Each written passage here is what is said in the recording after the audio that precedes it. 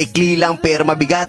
Basahin natin. Sabi sa Ephesians 5 verse 15, "So be careful how you live.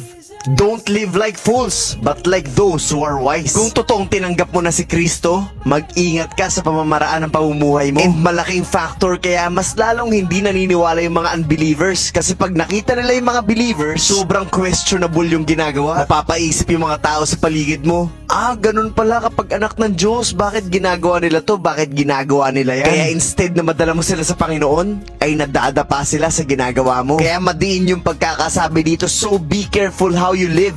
Don't live like fools." Basahin natin sa Tagalog. Kaya mag-ingat kayo kung paano kayo namumuhay. Huwag kayong mamuhay tulad ng mga mangmang, kundi tulad ng marunong na nakakaalam ng kalooban ng Diyos. Kaya nga umpisa pa lang, sinabi ko na itong mensahe na to ay para doon sa mga taong nagsasabing naniniwala at sumusunod sila sa Panginoon. Madali naman kasi sabihin yon, pero makikita sa galaw kung totoo ba o hindi. At huwag mong hayaang madapa yung mga tao sa paligid mo dahil sa mga ginagawa mo. Mag-ingat ka. Be careful because now you bring the name of Jesus. You now have the responsibility to live in righteousness. Dahil kung paano tayo gumalaw, yun ang iisipin ng mga taong hindi pa naniniwala. So dalawa lang yan. Baka imbes na mailapit mo sila, mailayo mo sila lalo. Hindi natatapos sa pagsabing, naniniwala ako sa Panginoon, sumusunod na ako. Akala ng iba pag naniwala sila, tapos na. No, yun pa lang yung umpisa. Guys, mag-ingat kayo.